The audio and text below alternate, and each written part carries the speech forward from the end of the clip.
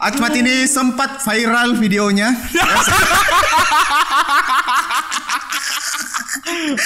Ya, boleh kita dengar ini. Ya, ini ya. Ya. Bapak kamu manusia. Ya. Kamu manusia. Oh, kamu malaikat. Apa itu, bro? Jadi kan apabila secara logika itu benar, ya, dan secara etika itu buruk, yang mana harus kita lakukan? Bagaimana di sana, nunya bro? Saya kira di Thailand, apalagi warianya cantik-cantik ya. Saya nggak pernah ketemu waria sih di sana, kecuali waktu ke Pattaya. Di Pattaya banyak. Pattaya. Cantik bro. Cantik ya, kalau laki-laki ya jelek lah. Ngapain lo ini? Harum. Saya nggak pernah rasa bro. Saya nggak pernah rasa. Berarti gue paci-paci. 3, 2, 1, action. Selamat datang Echa, atau nama lengkapnya apa? Achmat Ahmad apa? Riza. Oh ya, Ahmad Riza ini. Ahmad Riza Mediansyah. Tapi kenapa ada dua jenis nama? Ada AEC, ada Achmat. Tidak, sebenarnya nama lengkap saya itu sebenarnya Achmat Riza Mediansyah. Oh. Cuman kan kadang orang mau simpel jadi Ahmad aja. Asik. Oke, Achmat. Achmat ini sempat viral videonya.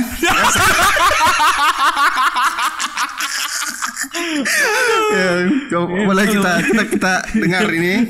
Ya, ini ya. Ya. Bapak kamu manusia. Ya. Kamu manusia. Oh, kamu malaikat. Apa itu, bro? Jadi kan kita kan ini bukan mantan musisi sebenarnya, kita ini musisi kan. Nah, kemudian saya juga akademisi, dosen gitu di salah satu universitas di Gorontalo, Universitas Iksan Gorontalo.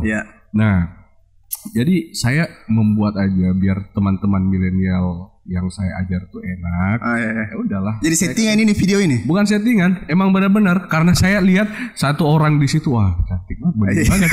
Makanya gombal aja biar seru. Jadi saya kaget tuh hari dapat video viral, ada dosen menggombalin ceweknya. Iya, yang dipuji ceweknya, gue dibilangin botak dulu. Tapi ada yang saya kritisi dari gombalanmu ini, bro. Kenapa, brother? Karena di situ dibilang saya bisa membaca karakter seseorang. Bapak kamu manusia, ibu kamu manusia. Ini karakter, bukan manusia itu, bro. Sebenarnya saya yang salah di situ, bro. Saya bisa membaca sebenarnya bentuk apa karakter itu bukan manusia. Jadi ada hubungan lanjutan dengan mahasiswi itu setelah itu. Ada teman sih, teman nongkrong brainstorming karena kan dia anaknya pintar. Kemudian kadang saya manfaatin untuk ketemu orang untuk menggolkan sesuatu.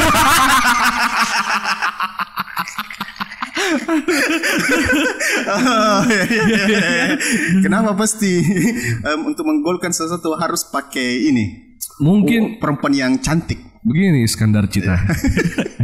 Mungkin kau tahu gitu, artinya strategi marketing itu harus ada strategi marketing. Dimana kalau misalkan cewek yang kita dampingin dan dia juga smart gitu, saya juga memanfaatkan sesuatu. Nah, itu lebih efektif menurut saya untuk menggolkan sesuatu. Karena kan sebenarnya begini, ada beberapa karakter pejabat yang mau kita datangi. Yang pertama, memang dia melihat visi misi kita untuk membantu program dia. Yang pertama Yang kedua, memang dia butuh program kita untuk di branding pemerintah atau perusahaannya. Yang ketiga, memang mati kiri. Jadi saya mau cek. Jadi kan sebelum saya ketemu saya riset dulu, bilang oh ini pejabatnya mati kiri ya. Udahlah, saya panggil aja lah mahasiswa yang cantik. Iya kan? Jadi ada memang ada yang mati kiri. Jadi kalau orang mati kiri, kalau dibawa cewek mudah. Ya mudah masuknya. Karena kan saya sebelumnya lihat dulu. Biasa kan saya tanya ke teman, saya mau masuk ke melobi kerjasama gitu kan. Baik itu kerjasama, saya kan punya media di Gorontalo, jadi ada juga kerjasama universitas karena saya membidangi masalah kerjasama. Kadang dia bilang, hati-hati sama itu orang. Atau bahasa Gorontalo ya, kok kalau ngana mau ke sana, ngana panggil cewek, soalnya DP orang mati kiri. Ya udah saya panggil aja. Nah ya udah panggil. Jadi saya menjelaskan mata pejabat itu ke sini. Ya udah enggak apa-apa, yang penting kau datangkan. Oke. Saya panggil Echa saja. Echa adalah tadi disebutkan adalah seorang anak band, vokalis band tepatnya. Iya, vokalis band. Namanya Just Be Good dan sekarang sudah masuk ke apa lagi? Menjadi wakil rektor ya. Wakil rektor termuda, Bos. Santai Boko. Supaya dramanya begitu. Oh iya. Iya. Oke. Tapi kayaknya mengganggu sih kacamata. Baru saya tidak bisa kita tetap buka. Kita lihat wajah aslinya tuh ini nih. Karena soalnya yang itu di video yang tadi tuh agak kabur-kabur. Ini dia wajahnya itu yang sempat viral di video. Ditulis di beberapa berita, luar biasa lah. Bilang gak orangku ini. Oke, Echa, kita mau ini lebih banyak opini tentang Echa. Tapi ini Echa kan sekarang sudah menjadi wakil rektor sekaligus dosen sospol ya? Ya, dosen di sospol, Fakultas Universitas Iksan Gorontalo. Nah, ini Echa luar biasa sekali soalnya revolusi dirinya gitu. Bertransformasi sangat radikal. Kenapa? Saya ada mau kasih lihat gambarnya. Echa dulu tuh, kita lihat dari tingkah lakunya lah ya. Kita lihat dia Facebooknya itu dulu tahun 2009. Lihatlah apa yang sering dia tulis. Saya kasih lihat.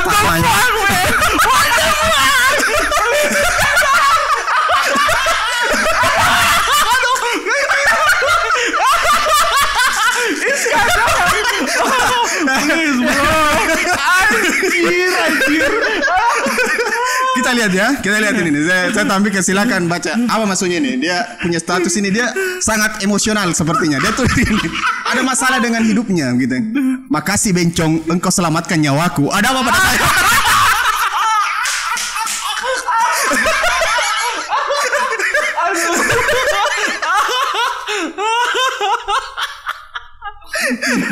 jadi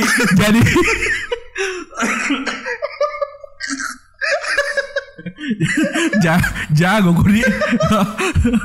Aduh, iya gila. Aduh, nangis saya sekarang. Terharu saya bro. Kenapa dengan bensu? Jadi begini sebenarnya. Ada apa dengan bensu? Iya. Jadi begini sebenarnya. Dulu itu saya itu kan Facebook dulu kan masih awal-awal kan. 2009 kejadiannya bro. Memang ada pertikaian atau bencong yang menyelamatkan nyawamu bro. Oh iya. Nyawa ini bro. Nyawa bro. Soalnya begini sebenarnya. Ini kan hujan-hujan. Saya kan papa dulu masih sekolah di luar kota. Ibu juga di luar kota. Jadi saya tinggalnya sendiri di sini. Nah, itu hari saya emang nggak ada duit mau makan gitu. Jadi saya makan di Sari Laut di samping IMIM pesantrenmu ya pesantrenku dulu. Nah, saya makan, saya lupa bawa uang kan. Ada bencong, ada banci lah berdua di situ. Tahu lah kita dulu kan masih badannya masih bagus, kan? Masih nggak botak kayak sekarang. Ya udah, saya makan pesen. Nah, udah saya makan, saya nggak ada duit. Caranya gimana ya? Ini sudah makan ini. Ini sudah makan. Tapi uang ada. Uang nggak ada. Jadi saya makan, dia masih lihat saya bro, grogi dong. Lalu saya panggil aja, ayo mbak sini aja. Terus dia balik, dipanggil mbak kita ya. Iya. Berarti bakat-bakat negosiasinya dari sini. Terbentuk dari sini ya. Ya sudah. Jadi saya makan. Saya nggak perlu uang mbak. Iya. Oh tenang, nanti saya bayar. Nah, itulah status. Makasih bencong sudah selamat nyawa saya. Makasih bencong engkau selamatkan nyawaku. Karena kan lapar bro. Iya kan. Nyawa terancam. Tapi memang 2009 apalagi selalu masalah jiwa selalu kau pertaruhkan. Ada lagi nih bro.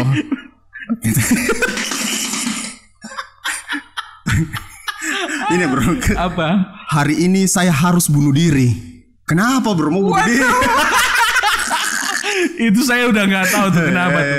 Saya nggak tahu, mungkin karena percintaan kali ya. Oh iya. Jadi dulu memang sampai mau bunuh diri itu bro. Gimana? Ya namanya status. Namanya status. Kau ini sebenarnya pewawancara atau penyidik bro? Oke. Satu lagi bro. Yeah. Yang menurut saya paling parah sekali dari dirimu yang dulu. Ya, saya katakan dulu. Ini. Oke.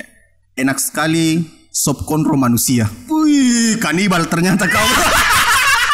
Saya sampai tidak ingat itu status kadar.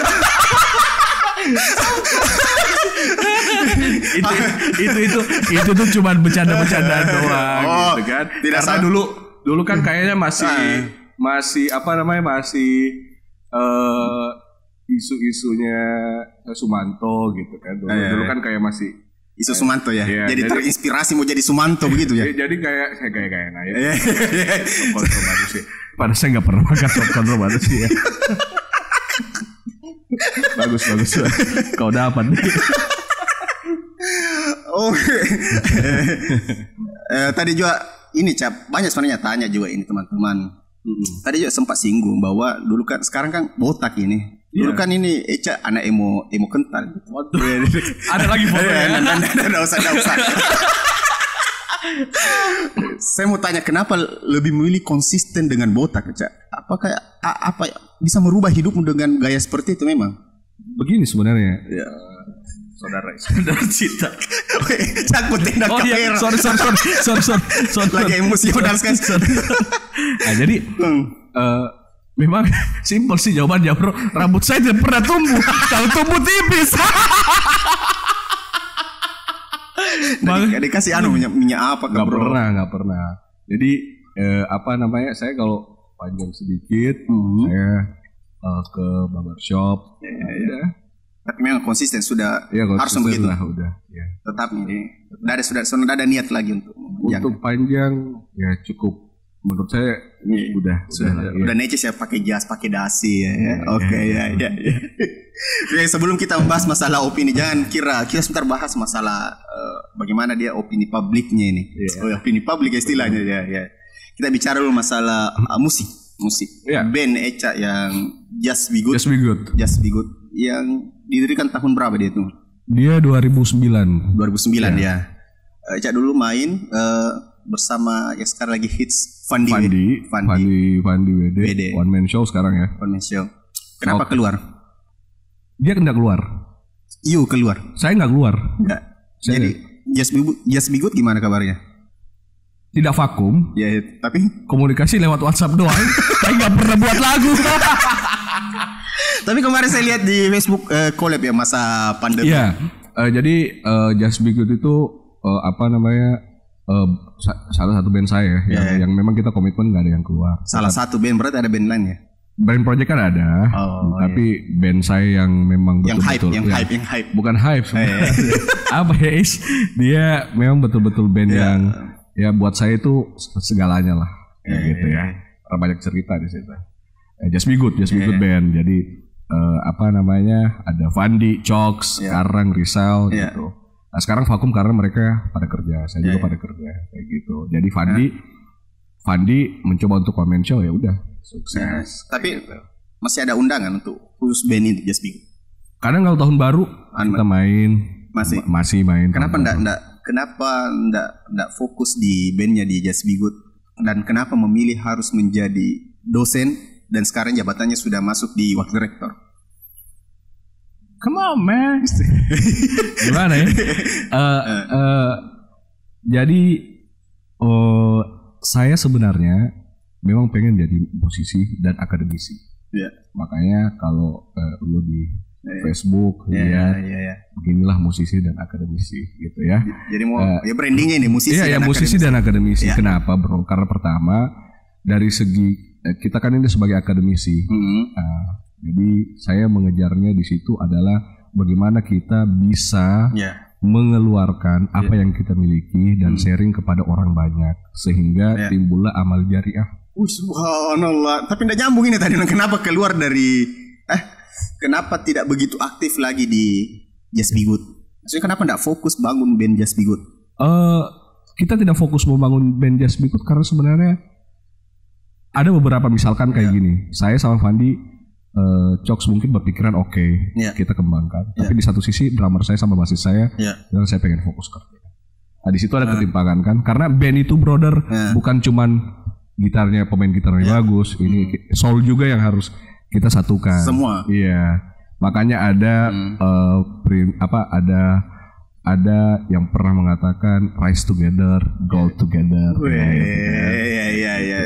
Bagaimana menurutmu tentang band? Apakah memang menjadi musisi dan menjadi anak band itu bisa, apalagi kita sudah berkeluarga, bisa menghidupi keluarga dari band? Ada beberapa orang yang memilih pilihan itu, yang bermain band. Kenapa bro tidak memilih itu? Saya tidak memilih karena saya tahu saya nggak bisa jadi artis nasional. Padahal aksi panggungnya sudah suka teriak-teriak bro. Iya. Kenapa bro? Saya juga sering pakai baju Kampung Merdeka. Saya kecewa bro. Padahal saya sudah bilang kalau bro ini bisa menasional ini. Ya salah satu yang mendukung kan lu juga kan ya kayak gitu. Kenapa bro? Ya sebenarnya apa meninggalkan bukan passionnya di situ? Passion di situ bro. Passion kenapa harus mengkhianati passionnya bro? Bukan mengkhianati sebenarnya, tapi kolaborasi. Iya kolaborasi. Jadi saya tidak bilang saya berhenti jadi band. Saya tidak bilang saya nggak mau go internasional. Sekarang kan banyak cara yang untuk menuju go internasional bro. Baik itu melalui karya, kegilaan segala macam. Kita lebih memilih lah kita semua menikmati pekerjaan, tetapi tetap berkarya juga. Jadi bukan band sudah bukan lagi yang utama. Band sudah bukan lagi yang utama. Yang utama sekarang apa? Pekerjaan saya. Jadi sudah apalagi tidak terlalu fokus lah ke situ ke band. Iya, nggak terlalu fokus, ya betul. Sudah tidak mau lagi. Mau, tapi nggak fokus. Proyek-proyek iseng-iseng aja. Kalau mau lagi bertemu di sini, jamming ya. Oke. Sedekat apa dengan Fandi Wede? Wow. Dia tuh udah bukan kayak teman, kayak udah saudara banget. Tapi karakter suaranya kayak mirip-mirip ini bro. Iya sama. Kenapa dipilih jadi vokalis? Maksudnya padahal dia bisa begitu. Kenapa maunya mengambil kamu yang padahal kamu keluar juga. Nanti ada aktif juga dia. Nanti panggil Fandi di sini ya. Dia pengen cerita lagi sama gua. Nah jadi ceritanya dulu tuh saya ceritanya kan masuk di Stufo. Stufo. Rekomendasi dari Iki itu. Basis dia sekarang udah main di Jakarta. Basisnya Rock On dulu. Kalau mau terkenal di Makassar masuk Stufo. Wah, saya kan udahlah masuklah. Wah, ternyata banyak teman-teman di sana, banyak orang-orang yang gaul lah kan gitu kan. Status sosial kita kayak maksudnya ada posisi tersendiri. Ada posisi tersendiri, betul. Kalau orang dari Stufo lah. Stufo. Masuk. Tiba-tiba karena teman saya ketua himpunan di salah satu universitas di Makassar, dia panggil saya, Za nyanyi dong di acara pensi di kampus. Ya udah saya nyanyi. Ada Fandi juga kok. Saya bilang siapa Fandi? Saya nggak kenal di awalnya kan. Ya udah, saya ke sana main. Saya belum main, Fandi yang main duluan. Saya bilang gila suaranya. Ada saingan gue. Keren suaranya kan. Udah main one man show emang, tapi belum di update. Fandi memang dari dulu. Dari dulu. Ya udah bisa ngerekam kayak gitu segala macam. Nah udah. Tiba-tiba saya lagi yang nyanyi. Saya minta sama Fandi. Mas, saya bilang, Mas, boleh ini nggak? Boleh gantian? Diiringi tuh? Oh diiringi. Oh boleh. Lagunya apa? Nah, masih saya ingat tuh lagunya. Sandi Sodoro Malam Biru, kan? Lagunya Iwan Fals. Ya udah. Nah disitulah. Bagaimana awalnya tuh? Dengar dulu. Bagaimana awalnya tuh lagunya Malam Biru? Coba dulu detik. Satu malam yang biru tanpa diri. Kayak gitu ya. Nanti kena copyright kalau kepanjangan. Nah terus ya udah main.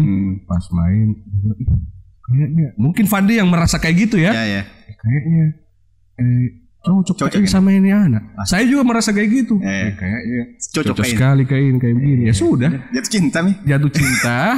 Akhirnya udahlah. Saya belum masuk di Just Be Good itu hari. Tapi dia sudah punya band Just Be Good. Iya udah. Vokalisnya ada juga. Ya. Terus main. Saya masih dipanggil di studio. Kami kan punya studio di rumahnya Fandi. Nah, main. Pas main masih saya belum masuk. Nah, pas ada festival, di situ saya mulai bawa namanya Just Be Good karena vokalisnya udah ceritanya dia gimana ya? Saya harus mengeluarkan bahasa kayak gimana ya? Dia udah vakum lagi lah, vakum aja lah, vakum latihan gitu ya udah. Just Be Good, kita juara, terkirim lah kita di Bali. Di Bali kita festival kita jadi band favorit sampai sekarang masih. Jalan kayak gitu. Jadi itu buat apa lagi prestasinya pada saat itu. Iya prestasinya awal prestasinya. Saya juga nggak nyangka bro suara saya bisa dijual. Iya. Oke, sekarang kita masuk sedikit ke setelah menjadi wakil rektor. Oke. Semenjak wakil rektor, saya lihat ini tampilan Echa sudah makin necis, pakai dulu tidak ya? Kan enggak lah, celana pendek, baju kaos, ya robek-robek lah. Saya bisa bertanya dulu satu pertanyaan aja. Apa? Ini buat podcast kayak gini ya, namanya podcast atau apa? Iya, podcast bisa videocast. Saya nggak ngerti apa juga kategorinya juga ini. Itu karena Kampung Merdeka rugi.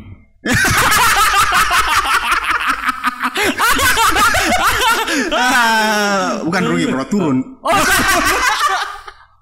Nggak turun bisnis bro. Kecuali gaji PNS seperti apa ini. Saya sebenarnya bukan PNS bro. Apa deh? Saya dosen. Yang waktu S2 itu memang beasiswa calon dosen. Iya. Nah sudah itu saya ditugasin ini. Bro mau saya tanya ini bro. Itu kalau dosen seperti itu di masa pandemi ini masih jalan gajinya bro? Masih jalan. Bro, kenapa ada di sini juga? Salah persepsi. Dosen itu kan sebenarnya begini, Iskandar. Mungkin ini teman-teman juga harus tahu bahwa profesi dosen itu sebenarnya memegang pegangan yang kuat sebenarnya karena dia memiliki prinsip Tridharma perguruan tinggi, yaitu pengajaran, pengabdian kepada masyarakat, dan penelitian. Nah, yang kami lakukan ini bukan cuma mengajar, tetapi pengabdian. Bagaimana kita mengabdi di masyarakat, memberikan sosialisasi, memberikan apa yang kita miliki, sama penelitian. Nah, sekarang masa-masa pandemi ini, Menteri menyuruh kita untuk meneliti terkait masalah pandemi corona. Nah, seperti itu. Jadi luar biasa. Jadi memang enggak terikat tempat ya, maksudnya harus di situ. Bisa jadi podcast ini bisa menjelaskan luar biasa ya. Wajar memang artinya jalan terus. Jalan. Beda dengan kita tapi bisnis. Tapi kepotong, bro. Kepotong. Dipotong juga sama seperti karyawan perusahaan sama. THR dipotong, gaji dipotong. Ya udah untuk pandemi kan. Ya karena kita pengen bersinergi untuk masyarakat supaya ini demi bangsa ini. Demi bangsa dan negara, ya kan. Mana tuh foto lo yang kayak Soekarno itu? Mana ya tahu tidak? Nggak dipasang. Ini sekarang dekat-dekat dengan pejabat-pejabat yang ada di Gorontalo. Makin pamer-pamer juga dengan Dandim, dengan Kapolda. Kapolda, oke. Saya lihat ya. Gubernur ya. Gubernur juga. Ngapain bro dekat-dekat begitu? Ada tujuan misi khusus kah? Saya bukan punya misi khusus sebenarnya bro. Tujuan saya selalu bilang sama adik-adik mahasiswa saya, dan saya selalu bilang sama teman-teman yang bergaul sama saya mau dekat sama pejabat karena energinya. Asik. Iya kan, energi yang paling pertama. Energi apa yang mau dicari? Saya kasih contoh aja ya, Iskandar Cita. Ariel itu, lu lihat aja Ariel, kalau manggung, lu lihat auranya kayak gimana bro? Karena dia mengambil energi semua dari penonton. Oh begitu. Lu percaya kan bro? Lu pernah baca buku kan masalah energi? Transfer energi. Saya berkenalan sama gubernur. Sebenarnya misalkan kalau saya ketemu sama Danrem itu emang sudah saya anggap seperti kakak sendiri. Kalau Pak Gubernur itu Danrem ya, bukan Dandim. Dandim ya. Danrem sama Dandim juga sih. Cuman saya lebih dekat sama Pak Danrem. Oke. Terus saya mengambil energi aja. Saya kenalan. Bang, foto dulu yuk. Udah foto. Terus saya posting. Posting. Itu apa di posting, bro? Diposting itu untuk supaya orang tahu bahwa bukan orang sih sebenarnya, keluarga saya. Oh, keluarga saya. Yeah. Oh, bahwa Echa yang dulunya 2009 hancur begitu mau bunuh diri. Yeah. Dia sudah berubah. Karena kan begini, keluarga saya itu taunya saya musisi, bro. Saya musisi. Saya atau dosen-dosen saya dulu lah. Dosen-dosen saya dulu habis manggung saya masuk di di ruang di kelas itu langsung tidur. Padahal saya duduk di depan tidur gitu kan. Tapi walaupun tidur itu bisa menyerap ilmunya. Luar biasanya itu. Gue kayak Gus Dur, men. Kagak bro. Nggak, jadi sebenarnya saya mau tunjukin aja bahwa saya mau tunjukin aja bahwa sekarang ini yang dulu biarlah berlalu. Sekarang bagaimana? Lihatlah Echa sekarang. Lihatlah Echa yang sekarang dengan masih gaya rock and rollnya, tetapi bisa bersinergi dengan siapapun. Seperti itu aja, brother. Kira-kira ini, bro, saya mau tanya, apabila bro ini tidak menjabat sebagai wakil rektor Unisan Gorontalo, apakah bisa berfoto bareng beliau? Bisa. Dengan alasan? Apa alasannya mau berfoto dengan you, bro? Alasannya sederhana. Sebenarnya karena di Gorontalo itu saya bukan cuma wakil rektor juga, tapi alhamdulillah diberikan amanah sama Pak Gub dan Ketua DPR RI sebagai komisioner penyiaran bagian pengawasan, komisioner penyiaran Indonesia Daerah Gorontalo. Komisi penyiaran Indonesia. Itu bekerja sebagai apa?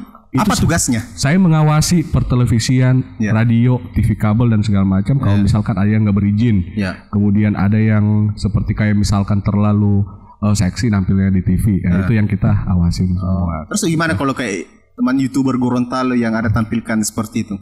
Kalau YouTuber kita ngawasin sih YouTuber, belum ada regulasinya. Oh, ada regulasi? Iya, belum ada regulasinya dari KPID. Kita masih mengurusi di Undang-Undang Nomor 32 itu terkait masalah televisi dan radio. Kenapa bisa dipilih ke situ, bro?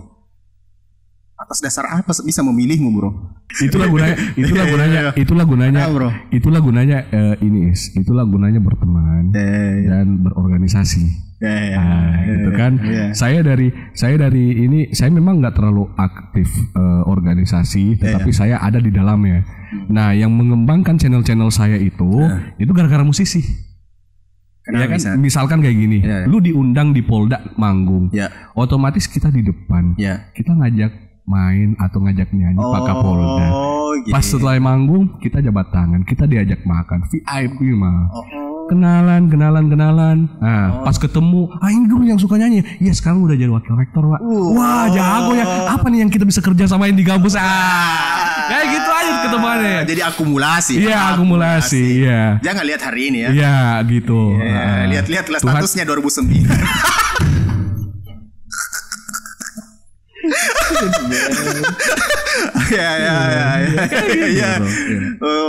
Jadi itu sampai jadi ada maksudnya punya apa ya? Punya hak atau apa ya? Punya alat untuk bisa menghentikan siaran yang bermasalah seperti itu. Iya, rekomendasi. Iya, rekomendasi. Misalkan ada beberapa case kampanye misalnya. Terlalu banyak siaran kampanye di radio, kita akan cut. Oh, bisa begitu? Iya, kita cut. Kita akan rekomendasiin untuk pencabutan. Nah, kita bekerja sama Polda, Humas Polda kayak gitu. Bro, bagaimana memang pentingnya itu ilmu negosiasi? Sama yang lu ajarin dulu waktu kita sering ngopi di Tawanan Rea. Negosiasi itu sangat penting, bro. Kenapa, bro? Karena bukan cuman win-win solution. Asik. Bukan cuma win-win solution yang kita dapat. Kadang kita juga pengen lose and win solution. Dengar dulu bro. Kayak gitu. Negosiasi itu penting. Pertama, lebih budget kita tuh lebih bisa kita press ya. Kenapa? Karena negosiasi, karena kerjasama. Gitu kan. Kalau dia oke, kita oke. Ada beberapa budget yang dipotong karena kita sudah kerjasama udah. Jadi kita sama-sama enak. Win-win solutionnya kayak gitu. Negosiasi juga penting karena ya yang pertama bangsa ini, brother.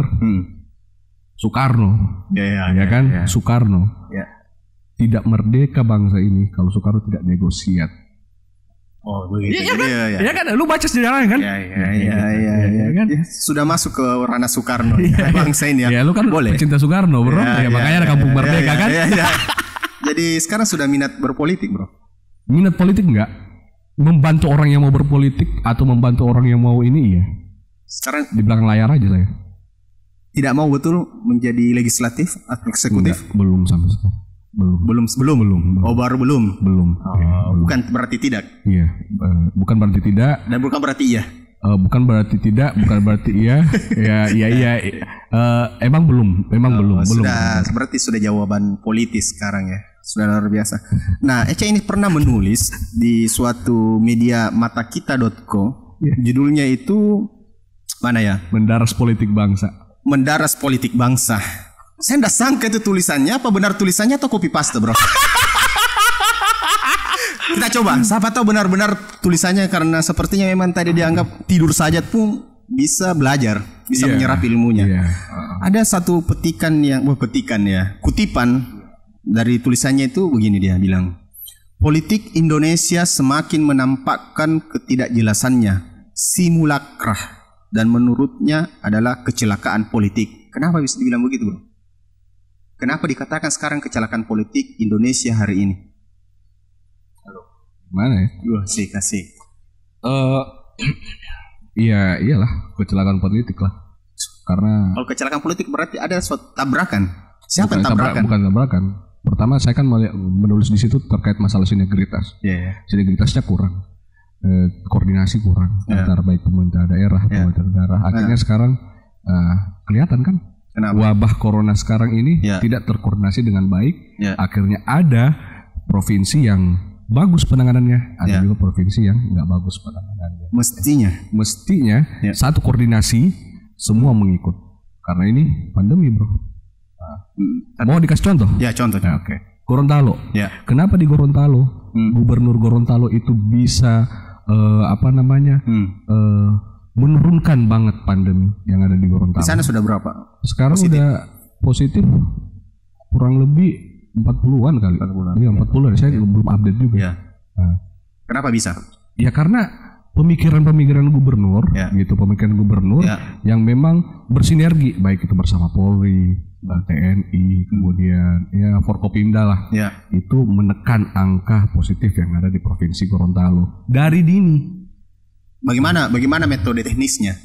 Metode teknisnya sebenarnya pertama otomatis kan ada jangka-jangka sosialisasi ketat gitu di perbatasan. Kemudian semua masyarakatnya diwajibkan untuk rapid test, swab test. Ada yang ODP langsung dibawa ke satu tempat di asrama kayak gitu, asrama haji sekarang tempatnya. Jadi memang terganggu gitu. Kemudian protokol kesehatannya. Lu kalau misalkan ke Gorontalo, lu lihat jalan-jalan di protokol, itu semua ada di pos kayak di toko lu lah, antivirus narkoba kayak gitu. Jadi semua di situ.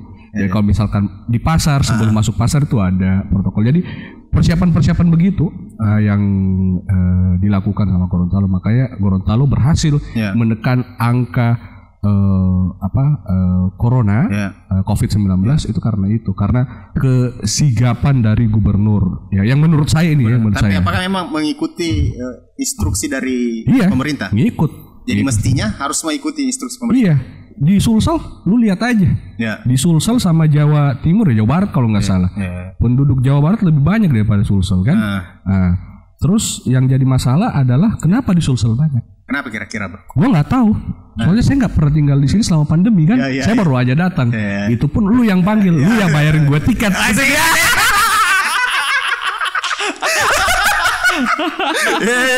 Iya kan? Ya kayak gitu saya nggak tahu yang bisa menganalisis kan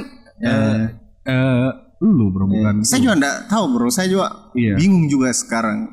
Saya butuh memang narasumber yang betul-betul valid, bisa valid lah untuk bisa. Iya betul. Kalau saya menganalisis sebenarnya kebutuhan ekonomi sih bro. Menurut saya. Apa hubungannya bro? Iyalah. Bagaimana? Oke lah. Kalau lu katakan tadi PNS sama nama aja. Bagaimana kasihan dengan orang yang tukang bentor, orang yang ojek online. Bagaimana dengan orang-orang ojek online enggak bro? Ojek online tetap lancar. Kuliner masih oke. Oh iya oke. Masih enggak pindah sebaik dulu. Kalau di Gorontalo nggak ada ojek online sih, dia cuman tetap Grab, Gojek, tetapi dia pakai bentor, antar makanan, antar bentor orang. Jack begitu? Bukan bentor Jack. Apa? Emang ojek online, tetapi memang pakai ini dia, pakai bentor. Pakai bentor diantar makanan? Iya, pakai bentor, nggak pakai motor. Ada juga yang pakai motor, tapi nggak tahu aplikasi apa ya. Seandainya kamu salah satu orang yang berpengaruh lah di Makassar ini, apa yang mau kau lakukan untuk menekan ini angka positif COVID? Kalau saya, dikasih lah. Sekarang ada PLT ya? Iya. Oh, kalau gua dikasih PLT. Iya. Ya kalau saya pribadi langsung aksi. Apa tuh dikasih waktu 30 hari begitu toh? Iya, langsung aksi aja di jalan, jangan terlalu banyak analisis.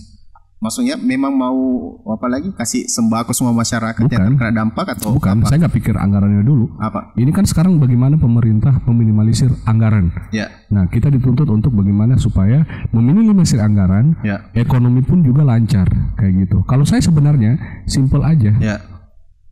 Lakukan penutupan di pokoknya enggak ya seperti misalnya lakukan penutupan di beberapa perbatasan jalan. Ya. Kemudian bandara artinya enggak mau. Iya, enggak ada boleh masuk, men. Enggak ada boleh masuk. Itu kita lakukan dan kita memberikan begini, virus itu dari mana sih sebenarnya, Bro? Kita kan nggak tahu kan? Ya. Entah itu dibawa terus di kayak kembang api, kan kita nggak tahu, Bro. Ya kalau saya ya udah lakuin penutupan di bandara, di pelabuhan, lakuin dulu. Gorontalo lakukan itu? Lakuin. Jadi nggak bisa kita ke Gorontalo? Kemarin nggak bisa.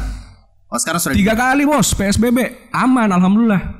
Oh, harus sama. Tapi bagaimana ekonomi bisa jalan kalau seperti itu? Wah, ekonomi jalan karena kan terputar-putar. Maksudnya? Pandainya orang Gorontalo yang pertama adalah ketika dilakukan PSBB tidak banyak riak-riak masyarakat. Kenapa? Karena masyarakat yang pertama dia bisa membuat usaha sendiri, kemudian kirim ke teman-temannya yang beli. Tapi terjadi transaksi ekonomi atau hanya dikasih saja bagi-bagi bentuk-bentuk? Ada juga yang seperti itu. Ada juga transaksi ekonomi. Tetapi kan di sini kita diajarkan bagaimana kita melakukan protokol kesehatan dengan baik. Ya kayak orang dulu lah, kalau misalkan mau naik ke rumah panggung ada disediain baki-baki terus jangan dulu baru naik. Ya kayak gitu lah. Terus itu kegiatan ekonominya supaya bisa dia bertahan maksudnya? Iya, bertahan. Dan gubernur dan wali kota bupati itu sinergi. Itu yang saya salutnya di Gorontalo, sinergi. Sinergi. Dari itu jadi maksudnya sekarang Indonesia apa tadi itu? Indonesia butuh sinergi, politik kayak gitu. Saya lebih keras kemarin di situ karena saya lupa tuh isu apa yang saya angkat di situ, tapi memang itu tulisan pure dari saya, tetapi untuk konotasi dan perasanya itu dibantu sama teman saya namanya Kurniawan. Oh begitu. Gitu. Maunya tambahan di situ dibantu oleh Kurniawan, Bro. Nggak usah lah. Itu proses perbrandingan aja. Ya. Saya kenal Echa, enggak begini tulisannya. Iya kan, orang pasti nggak tahu kan dia ya. Kayak gitu. Oke, Echa. Apa arti politik menurutmu, Echa? Ini terkait dari tulisanmu yang di dalam. Politik adalah proses yang, kalau saya simpel sebenarnya. Politik adalah proses yang apa yang kita inginkan itu tercapai. Gitu aja. Bukan politik itu tidak kotor. Tergantung mainannya sih. Cara mainnya. Ada yang politik kotor, ada yang nggak kotor. Tetapi kalau ya kayak gimana ya, Bro? Aduh, pertanyaan lu bangsat. Mancing terus.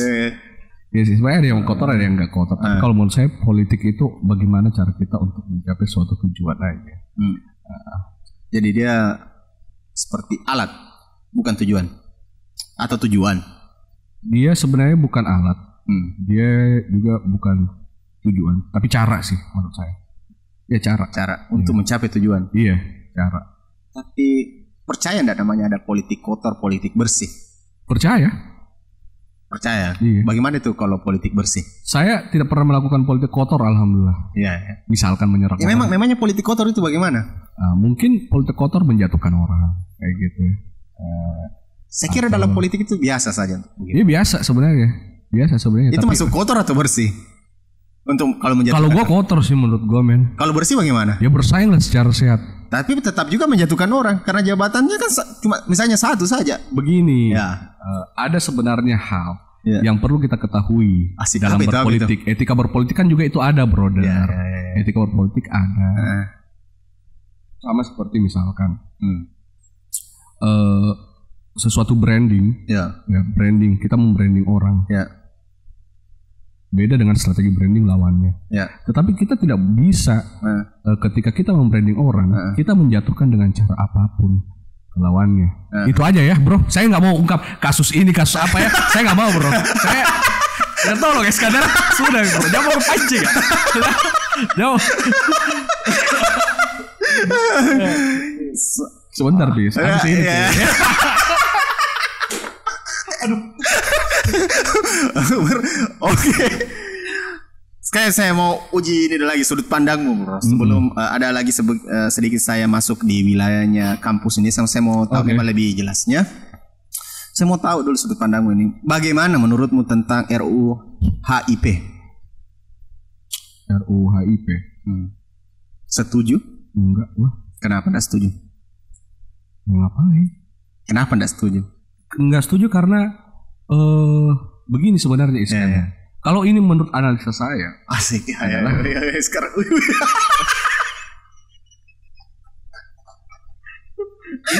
ini sengaja tuh kelihatan mau serius itu.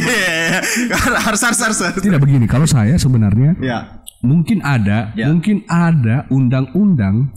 Jadi ini kan sebenarnya saya nggak tahu. Mudah-mudahan saya salah.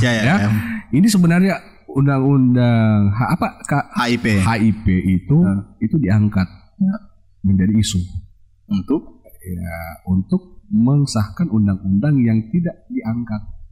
Begitu. Apa memang yang tidak diangkat menurut? Maksudnya tidak terpublish media? Itu saya nggak tahu sih. Apa itu? Maksudnya kenapa ada taruh curiga ke yang tidak diangkat itu? Bukan taruh curiga, sama seperti hal yang kemarin, bro. Yang oleh KPK. Mana itu kan nggak di nggak disahin kan? Yang UU KPK kemarin. Nah, tetapi ada undang-undang yang beberapa yang disahkan kan? Iya kan? Gitu. Iya kan? Iya kayak gitu. Itu asumsi saya aja. Asumsi ini ya. Tapi gitu. Bukan beda data lah. Baru asumsi. Iya, bukan beda data. Jadi berarti bisa bertanggung jawab karena asumsi. Iya, asumsi. Saya bisa bertanggung jawabin. Bisa tanggung jawabin ya. Oh, ada yang seperti itu. Menurutmu? Maksudnya selalu kalau seperti ada memang undang-undang lain yang menurut ini paling penting untuk disahkan. Jadi naikkan goreng isu yang lain. Iya. Saya nggak tahu kalau ada atau enggak, tapi ya itu kan asumsi dan saya menganalisa juga. Oh ternyata seperti ini. Akhirnya di teman-teman kalau misalkan kajian, kalau misalkan di warung kopi yang membahas itu aja, ya jalan pasti itu aja pembahasannya. Itu saja. Iya. Terus satu lagi masalah undang-undang UIT apa ya? Yang undang-undang yang ini yang banyak dipakai, yang ini. Kalau salah bicara kita sebentar ini ditangkap lagi. Bagaimana menurutmu? Apakah tetap diteruskan atau diupdate atau diperbaharui atau memang harusnya dihapus? Kalau saya begini, kan ini tentang tulisanmu juga dengan demokrasi. Beretika lah kita dalam menggunakan sosial media sebenarnya. Jadi ini undang-undang biarkan saja begitu. Sebenarnya memang harus untuk menjaga stabilitas negara. Iya kan? Memang harus untuk menjaga stabilitas negara. Misalkan undang-undang itu tercipta mungkin karena analisis dari DPR, kemudian presiden. Ya kita yang banyak kita masyarakat memang harus menjaga citra bangsa seperti nama menjaga cita-cita bangsa menjaga Indonesia ini dari hal-hal yang memungkinkan bisa terjadi. Jadi kalau saya itu sangat penting karena kita diajarkan untuk beretika media, beretika dalam bermedia sosial, kemudian beretika kalau misalkan kita ngomong di depan publik. Jangan menjatuh-jatuhkan negara kita, pimpinan kita. Kita kan yang milih pimpinan kita. Jadi kalau ada maksudnya memang bukan kurang baik sih. Tidak benar lah jelasnya. Terus harus kita ungkap atau disembunyikan? Ya ungkapan juga sih sebenarnya harus, bro. Tapi harus bersuara. Iya, tapi kita juga mengungkapkan sesuatu ya atas dasar atas dasar riset, atas dasar kejadian, dan beretika juga. Kan begini bro, dasar filsafat kan ada logika, cara bagaimana untuk logika, etika dan estetika. Ya, estetika. Itu bercabang lagi. Ya, ini dulu dasarnya. Nantilah kita turunkan. Ya. Apabila secara logika itu benar, dan secara etika itu buruk, yang mana harus kita lakukan? Ini kau bertanya atau menurut saya atau bagaimana? Menurut saya. Ulangi. Secara logika kan, logika kan mencari benar dan salah, etika mencari baik dan buruk. Iya, betul. Apabila keputusan kita, misalnya soal bersuara ini, secara logika ini benar yang mau disampaikan, terus etikanya salah, buruk, oke. Ya, apa harus dilakukan? Ya, kombinasi lah bro, antara logika sama etika. Ya kan dalam ilmu filsafat kan itu bercabang-cabang juga. Artinya kalau misalkan makanya ada yang dibilang ahli filsafat atau ada yang orang yang sok tahu masalah filsafat. Asik. Ya kan? Bagaimana tuh sok tahu bro? Ya saya nggak tahu, asal ngomong aja. Ya kalau ahli filsafat pasti menjaga tuh kata-katanya, mengeluarkan kata-kata yang memang benar. Dia tahu etikanya. Istilahnya kalau bahasa Indonesia mungkin adabnya lah. Iya, adabnya lah. Kayak gitu. Gitulah. Oke, brother. Sudah itu begitu. Ya, sudah enggak bisa. Saya mau uji nih. Bukan sebenarnya. Sekarang kan perubahannya Pak. Saya luar biasa Pak. Memang ada perubahan begitu besar. Oke bro, saya mau tanya ini. Sekarang saya lihat ini berapa kali ke Thailand buat MOU. MOU. Itu ada kerjasama apa bro dengan orang Thailand? Gimana ya? Mike agak maju sedikit dong. Jangan terlalu rapat. Bagaimana ya jadi selama saya menjadi wakil rektor bidang kerjasama dan kemahasiswaan, memang gagasan saya yang saya miliki itu tetap ada koordinasi sama pimpinan saya, yaitu rektor.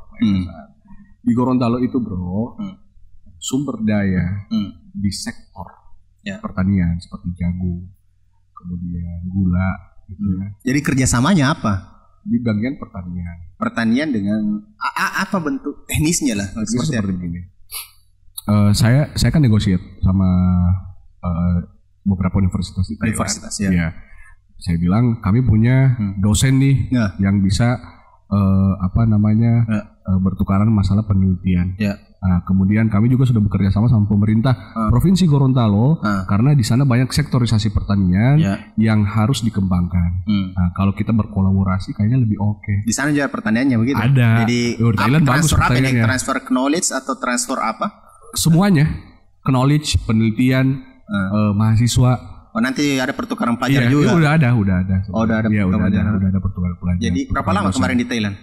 Saya kan sempat ngajar juga di Thailand. Bahasa apa di sana, bro? Apa? Bahasa apa di sana? Bahasa Inggris. Bisa bahasa Inggris, bro? Iya. Bahasa Makassar. Bagaimana di sana anunya, bro? Saya kira di Thailand apalagi warianya cantik-cantik ya. Saya nggak pernah ketemu waria sih di sana. Kecuali waktu ke Pattaya. Di Pattaya banyak. Pattaya. Cantik, bro. Cantik ya, kalau laki-laki ya jelek lah. Ngapain lo ini? Harum. Saya nggak pernah rasa bro. Saya nggak pernah rasa. Berarti gue paci-paci. Oh, udah rasa. Iya. Oh, jadi kalau ketemu jarak ya begitu, jaga jarak ya. Iya kayak sekarang.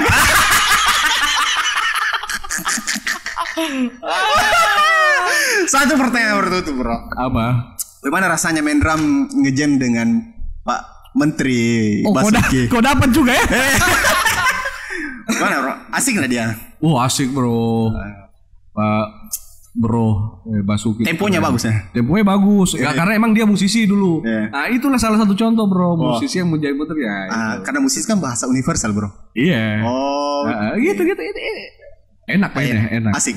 Orangnya juga asik. Asik. Kita kemarin bawain lagunya apa? Bento. Itu terus kayaknya keliling. Bento aja deh. Bento.